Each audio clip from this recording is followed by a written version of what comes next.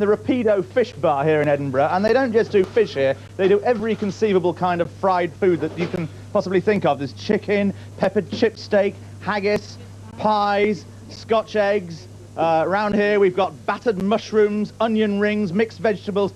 I mean, if you're on a diet, perhaps it's not the ideal place, but if you like fried food, it certainly is. But the speciality here is haggis and turnip. It has been for the last few weeks, and I'll certainly try a bit of this. Well, for an Englishman, it is certainly, shall we say, different.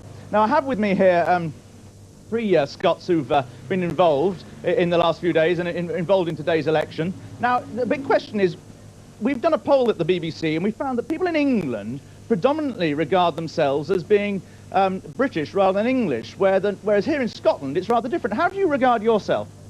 Scottish. And what about you? Do you write Scottish or British on application forms? Scottish. And you? Scottish.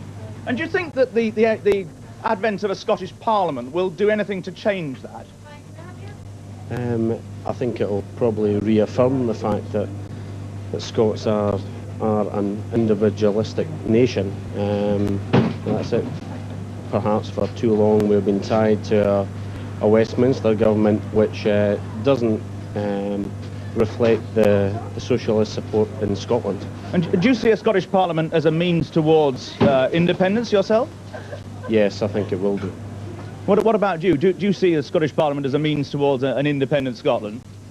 I'm not sure about independence. It may be something that will fall on, but personally speaking, I would rather see what the Scottish Parliament achieves in its own right first, before making any judgment of what could follow on. Paul, what kind of issues do you think the Scottish Parliament should be asserting itself on and showing itself as being different from the Westminster Parliament? Well, hopefully it should raise the profile of Scottish and get just break away from being oppressed by the English for all the years and bring back what should always been given us in the first place. Are there particular issues for you, Mags, on which you think the Scottish Parliament should be asserting itself and showing itself to be different? I think certainly in the business profile with having our own identity within Europe, because too often when you go abroad, when people ask you where you're from, you might start by saying Scotland, but really when you go abroad you find people only understand Scotland, but more often England. Britain doesn't mean anything abroad, it's England that they say, so I think having a Scottish Parliament will be able to sort of say, no, we are a country in our own right, recognise it. David, how do you think that the Scottish Parliament will actually make a difference to people's lives here?